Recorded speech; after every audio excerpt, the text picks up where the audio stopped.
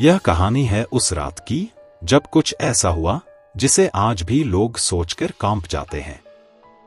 यह घटना एक छोटे से गांव की है जिसका नाम था किरातपुर। यह गांव अपने सुनसान जंगलों और रहस्यमय घटनाओं के लिए जाना जाता था। वहां की रातें अक्सर अजीब घटनाओं से घिरी रहती थीं, लेकिन उस एक काली रात ने सब कुछ बदल दिया।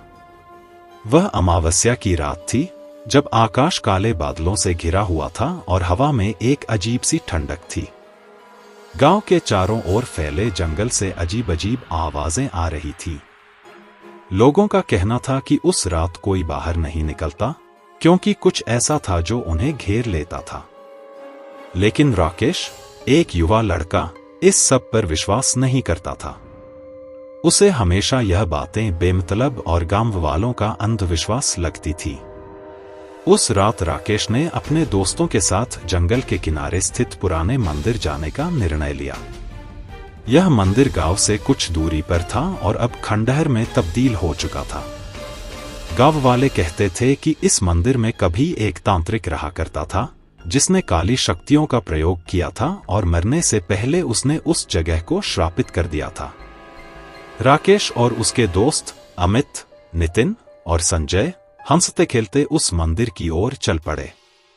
रात का समय था और जैसे जैसे वे जंगल में आगे बढ़ते गए, हवा की सरसराहट तेज होती गई। चारों ओर गहरा सन्नाटा था, बस कभी कभी उल्लू की आवाज सुनाई देती।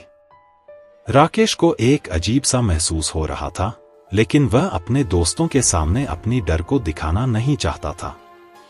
जब वे मंदिर के पास पहुंचे तो वह जगह और भी डरावनी लगने लगी। मंदिर के चारों ओर सूखे पेड़ों की शाखाएं अजीब से आकारों में झुकी हुई थीं, जैसे वे उन पर हमला करने को तैयार हों। मंदिर के भीतर एक गहरी चुप्पी थी, जिसे केवल उनकी धड़कनों की आवाज तोड़ रही थी।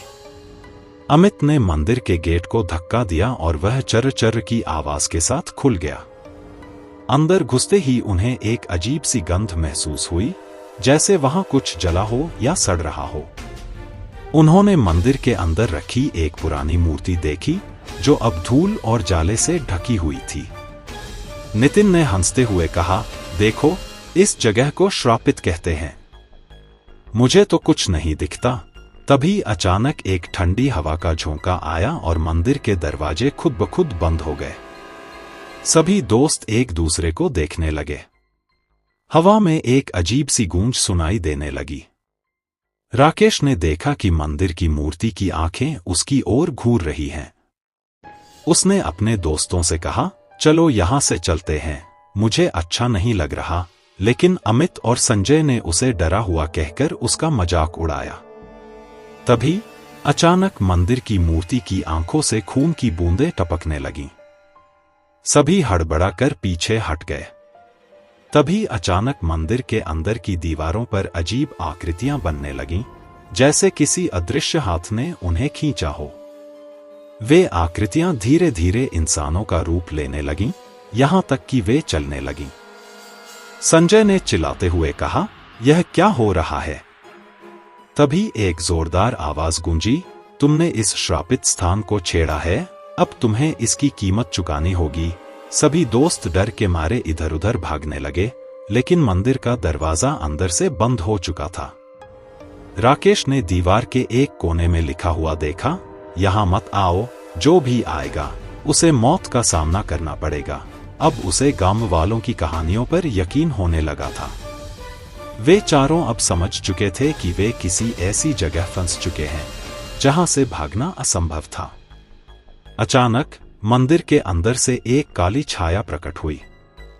वह हवा में तैरती हुई उनके पास आई और उसकी आंखें आग की तरह जल रही थी। वह एक तांत्रिक की आत्मा थी जिसने मंदिर को श्रापित किया था। उसने कहा, तुमने मेरे आराम में खलल डाली है, अब तुम यहां से कभी नहीं जा पाओगे। अमित ने हिम्मत जुटाकर पूछा, तुम कौन हो और हमसे क्या चाहते हो? उस छाया ने जवाब दिया, मैं वही तांत्रिक हूं जिसने इस जगह को अपनी काली शक्तियों से भर दिया है, और जो भी यहां आता है उसे अपनी जान से हाथ धोना पड़ता है। तुम भी उसी श्राप का हिस्सा बन चुके हो। राकेश ने अब महसूस किया कि उनकी जान खतरे में है। उन्होंने कोशिश की कि किसी तरह से दरवाजे को तोड़कर बाहर निकला जाए, लेकिन हर बार कोई अदृश्य शक्ति उन्हें पीछे धकेल देती। संजय ने चिल्लाते हुए कहा, हम यहां से बाहर निकलने का कोई रास्ता ढूंढना होगा, वरना हम मर जाएंगे।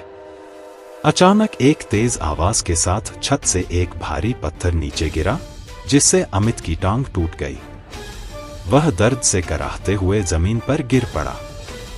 राकेश और नितिन ने उसे उठाने की कोशिश की, लेकिन तभी वह तांत्रिक की आत्मा फिर से प्रकट हुई। उसने अमित को अपनी ओर खींचना शुरू कर दिया। राकेश ने देखा कि अब उनके पास ज्यादा समय नहीं था। उसने अपनी जेब से एक माचिस निकाली और मंदिर में पड़ी लकड़ियों को जलाने की कोशिश की। वह जानता था कि आग से शायद वे आत्माएं दूर हो जाएं। लकड़ियां जल उठीं और जैसे ही आग की लपटें मंदिर के चारों ओर फैली, आत्माओं की चीखें सुनाई देने लगीं। आग की लपटों ने मंदिर के अंदर का वातावरण और भी भयावह बना दिया। तांत्रिक की आत्मा ने गुस्से में चिल्लाना शुरू कर दिया, तुम मुझे मार नहीं सकते, मैं अमर हूं। लेकिन राकेश ने हार मानने से इनकार कर दिया। उसने अपनी पूरी ताकत लगाकर दरवाजे को तोड़ा और अपने दोस्तों को बाहर खींच लिया। जैसे ही वे बाहर निकले, मंदिर आग की लपटों में जलने लगा। लेकिन वे जानते थे कि यह अंत नहीं था। तांत्रिक की आत्मा अब भी जिंदा थी और वह उनके पीछे थी। वे चारों लड़खड़ाते हुए गांव की ओर भागे, लेकिन वह छाया अब भी उनका पीछा कर रही थी।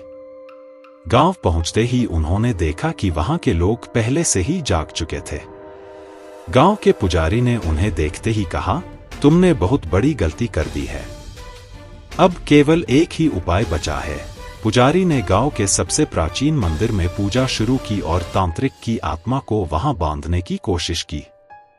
पूजा के दौरान गांव के लोग और राकेश के दोस्त मिलकर उस आत्मा का सामना कर रहे थे। आग की लपटें तेज हो रही थीं और तांत्रिक की आत्मा पुजारी से लड़ने लगी। लेकिन अंततः पुजारी ने अपनी शक्ति से उसे परास्त कर दिया। जैसे ही सुबह का सूरज उगा, गांव पर छाया हुआ अंधकार छंटने लगा। राकेश और उसके दोस्तों ने राहत की सांस ली, लेकिन वे जानते थे कि उन्होंने मौत को बहुत करीब से देखा था। इस घटना के बाद गांव वालों ने उस मंदिर को पूरी तरह से नष्ट कर दिया और वहां कभी न जाने की कसम खा ली। घटना के बाद भले ही गांव वालों ने मंदिर को नष्ट कर दिया हो, लेकिन राकेश और उसके दोस्तों पर उस रात की घटनाओं का गहरा असर पड़ा था। वे अब सामान्य जीवन में लौटने की कोशिश कर रहे थे, लेकिन हर रात उन्हें अजीब सपने आते। उन सपनों में वे फिर से उसी मंदिर में फंसे होते और तांत्रिक की आत्मा उन्हें मारने की कोशिश करती। राकेश ने महसूस किया कि वह हर दिन थोड़ा और कमजोर हो रहा है।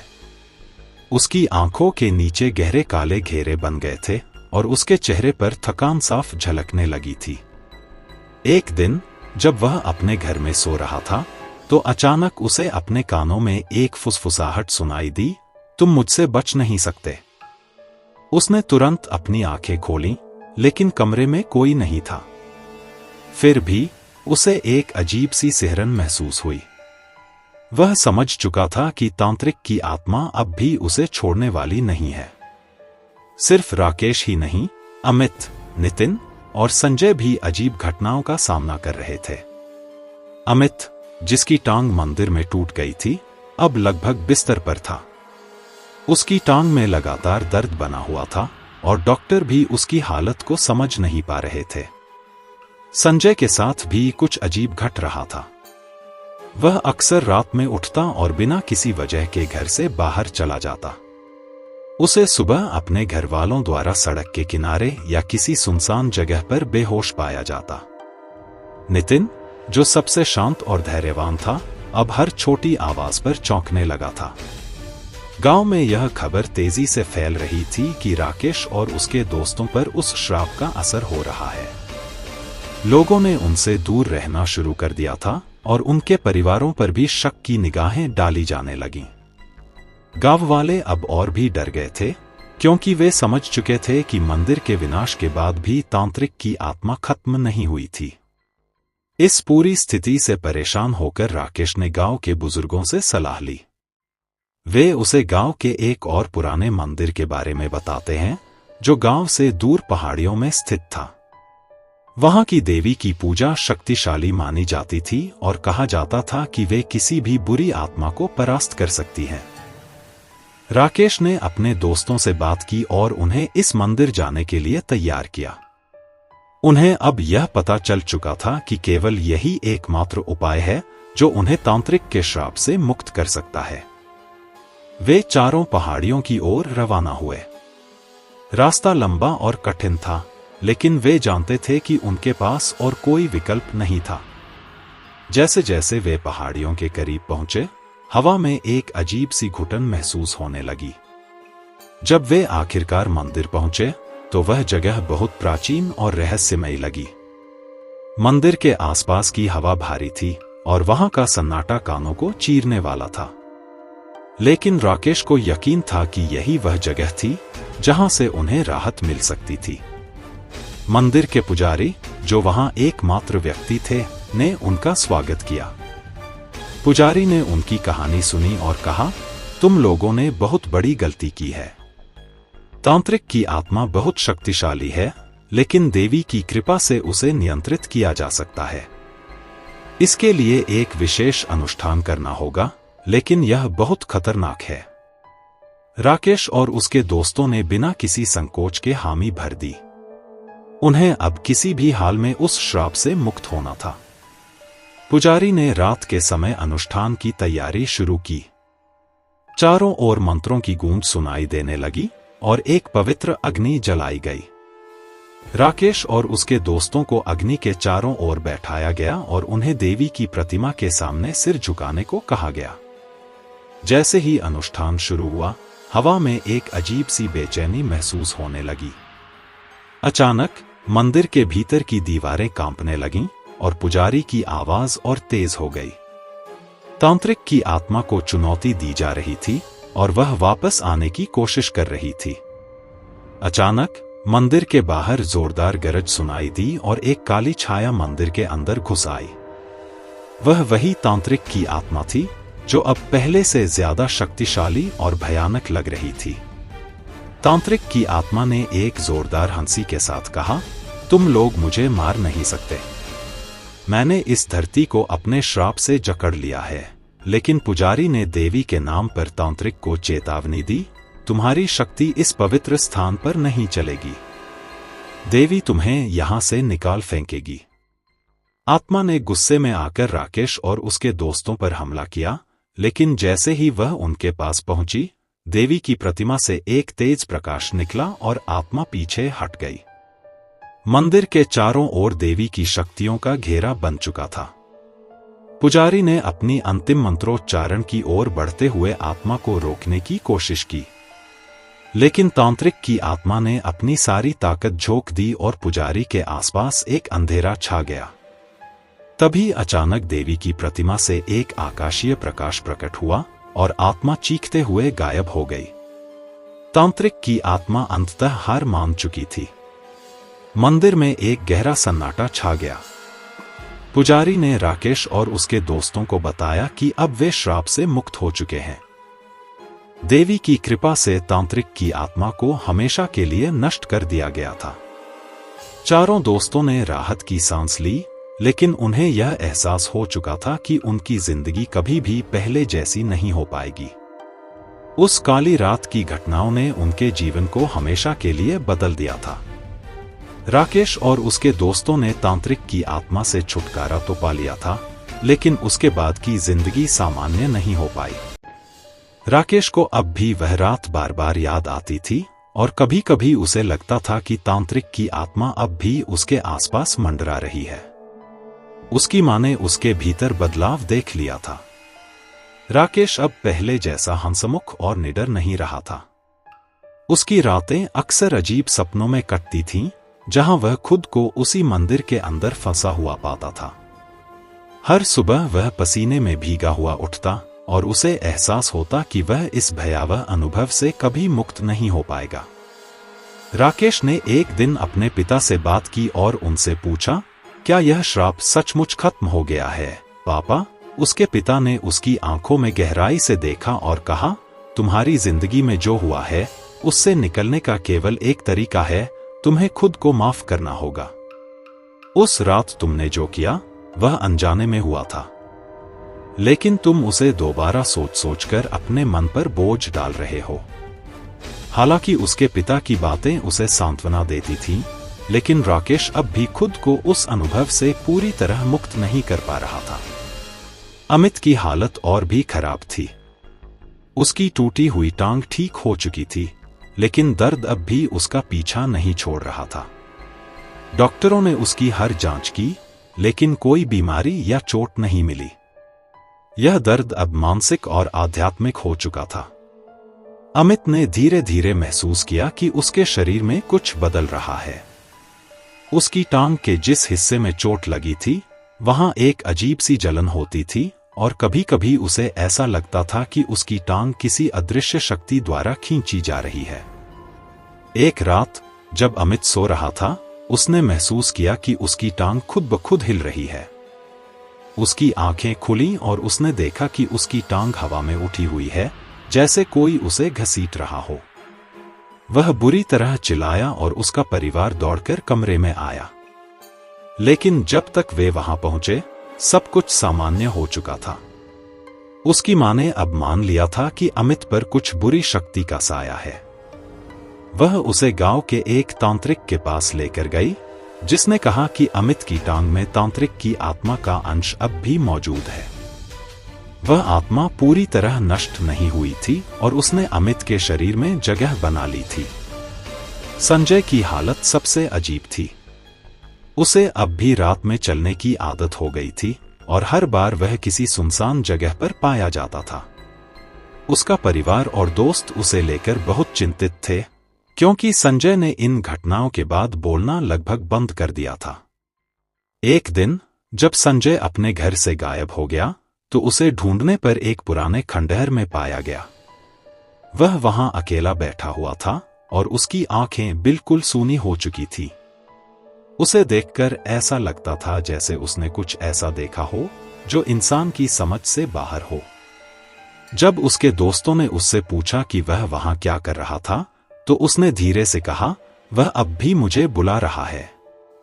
वह कह रहा है कि मैं उसका हूं। संजय के इस जवाब से सभी चौंक गए।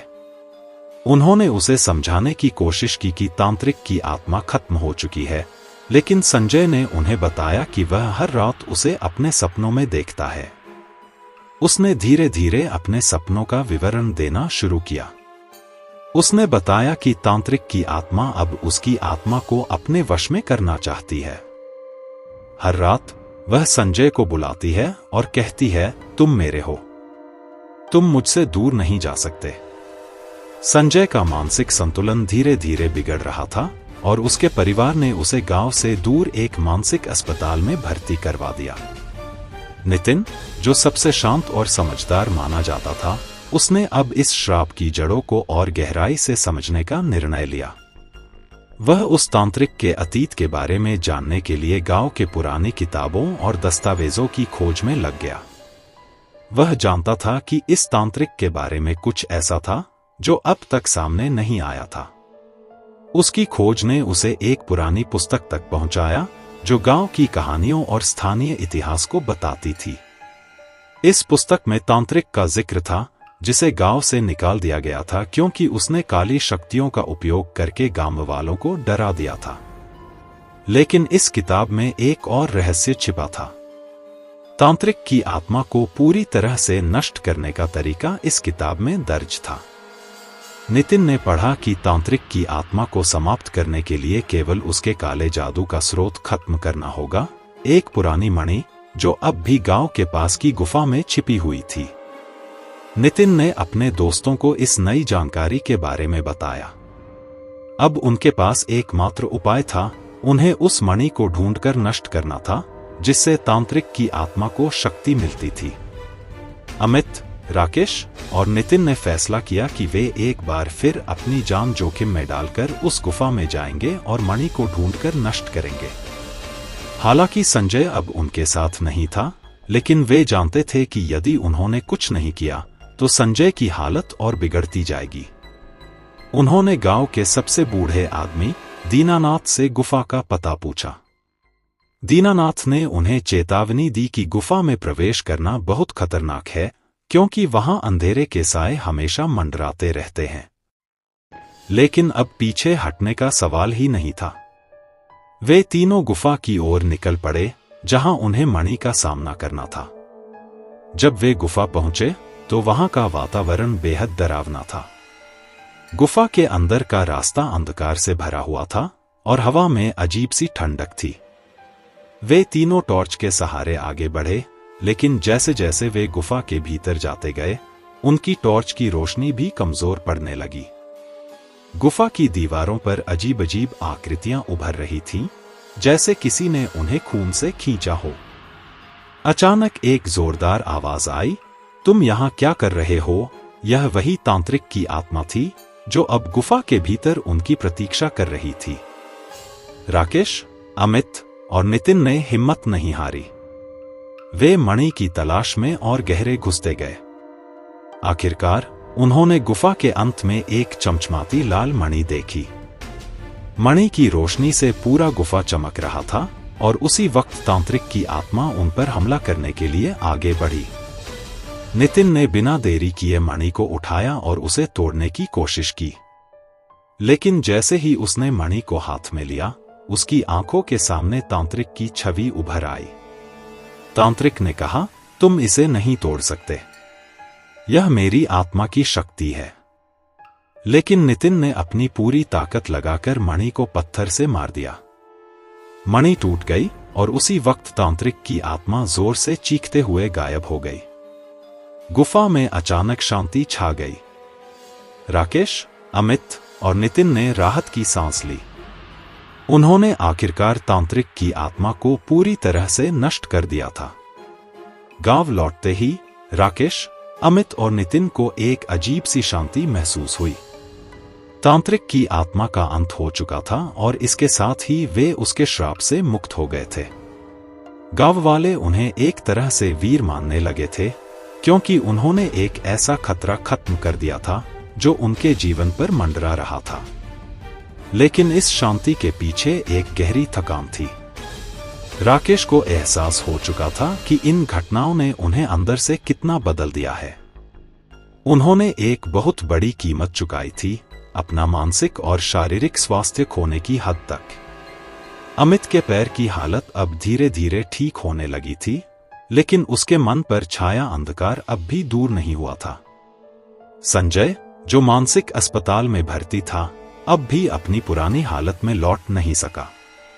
कभी कभी उसे अब भी लगता था कि तांत्रिक उसे बुला रहा है, लेकिन जैसे जैसे वक्त बीतता गया, उसके सपने कम होते गए। वह धीरे धीरे अपनी सामान्य अवस्था में लौटने की कोशिश कर रहा था। गांव में अब धीरे धीरे शांति लौट आई थी। तांत्रिक के श्राप और आत्मा के खत्म होने के बाद गांव वालों ने फिर से मंदिर का निर्माण किया और इस बार उन्होंने इसे देवी के नाम समर्पित किया, जिन्होंने तांत्रिक की आत्मा को हमेशा के लिए समाप्त करने में मदद की थी। गांव के बड़े बुजुर्गों ने फैसला किया कि अब कोई भी गांव के पुराने रहस्यों के साथ खिलवाड़ नहीं करेगा। राकेश और उसके दोस्तों ने अपनी नई जिंदगी की शुरुआत करने की कोशिश की। वे जानते थे कि इन भयानक घटनाओं ने उन्हें जीवन का नया नजरिया दिया था। अब वे पहले से ज्यादा मजबूत और समझदार हो चुके थे। राकेश ने महसूस किया कि गांव में रहकर वह अपनी पुरानी यादों से बाहर नहीं आ सकेगा, इसलिए उसने शहर जाकर एक नई जिंदगी शुरू करने का फैसला किया। अमित ने अपने परिवार के साथ गांव में ही रहने का निर्णय लिया और धीरे धीरे उसका मानसिक और शारीरिक स्वास्थ्य बेहतर होने लगा। लेकिन कहानी यहीं खत्म नहीं होती। एक दिन जब नितिन गांव की पुरानी किताबों को फिर से पढ़ रहा था, उसे एक और रहस्य मिला। तांत्रिक के बारे में जो बातें उसने पहले पढ़ी थीं, वे सब सच थीं, लेकिन किताब में एक अध्याय और था जो उसने पहले नजरअंदाज कर दिया था। उस अध्याय में लिखा था कि तांत्रिक की आत्मा को पूरी तरह से नष्ट करने के लिए मणि का नाश जरूरी था, लेकिन तांत्रिक ने अपनी आत्मा का एक अंश और कहीं छुपा रखा था, एक पुराने कुएं के नीचे, जहां उसने अपने काले जादू का आखिरी अनुष्ठान किया था। नितिन को अब यह समझ में आ गया था कि तांत्रिक की आत्मा का कुछ हिस्सा अब भी जीवित हो सकता है। उसने यह जानकारी राकेश और अमित के साथ साझा की, लेकिन इस बार वे इस रहस्य को और नहीं छेड़ना चाहते थे। उनके लिए यह काफी था कि उन्होंने एक बड़ी मुसीबत को टाल दिया था। लेकिन नितिन की जिज्ञासा अब भी शांत नहीं हो सकी। वह जानता था कि यदि उस आत्मा का अंश जीवित है, तो यह गांव के लिए भविष्य में एक और खतरा बन सकता है। नितिन ने अकेले उस कुएं की तलाश करने का फैसला किया। उसने गांव के बुजुर्गों से पूछताछ की और आखिरकार उसे उस कुएं का पता चल गया, जो गांव के पास एक सुनसान जगह पर स्थित था। वह एक अंधेरी और तूफानी रात थी जब नितिन उस कुएं तक पहुंचा। उसके पास सिर्फ एक टॉर्च और एक छोटी सी रस्सी थी। कुएं के पास पहुंचते ही उसे एक अजीब सी ठंडक महसूस हुई, जैसे वहां कुछ अदृश्य ताकतें उसकी प्रतीक्षा कर रही हों। नितिन ने हिम्मत जुटाकर कुएं के अंदर झांकने की कोशिश की, लेकिन कुछ दिखाई नहीं दिया। उसने अपने टॉर्च की रोशनी नीचे की तरफ डाली, लेकिन कुएं का अंत दिखाई नहीं दिया। ऐसा लगा जैसे कुएं की गहराई अनंत हो। उसने रस्सी के सहारे नीचे उतरने का फैसला किया। जैसे ही वह नीचे उतरने लगा, उसे कुएं की दीवारों पर अजीब-अजीब सी चित्रकारियां दिखने लगीं। वे चित्र किसी अनजानी भाषा में बने हुए थे और उनमें अजीब सी शक्तियां थीं। जब नितिन कुएं के तल पर पहुंचा, तो उसे वहां एक छोटा सा कक्ष मिला। कक्ष के बीचों बीच एक पत्थर की वेदी पर एक चमकती हुई वस्तु रखी थी, एक काला पत्थर जो किसी मणि जैसा दिख रहा था। नितिन ने जैसे ही उस पत्थर को छुआ, उसे एक जोरदार झटका लगा और उसके सामने तांत्रिक की छवि उभर आई। तुम मुझसे बच नहीं सकते, तांत्रिक की आवाज गूंज उठी। नितिन ने अपने आप को मजबूत करते हुए पत्थर को तोड़ने की कोशिश की, लेकिन तभी उसे लगा जैसे किसी अदृश्य शक्ति ने उसे पकड़ लिया हो। तांत्रिक की आत्मा का अंश अब पूरी तरह से जाग चुका था और उसने नितिन को जकड़ लिया था। नितिन ने अपनी पूरी ताकत लगाकर पत्थर को वेदी से उठाया और उसे जमीन पर जोर से फेंका। पत्थर टूटते ही कक्ष में एक जोरदार धमाका हुआ और तांत्रिक की आत्मा की चीखें सुनाई देने लगी। धमाके के साथ ही कुएं की दीवारें हिलने लगीं और नितिन ने तुरंत ऊपर की तरफ भागना शुरू कर दिया।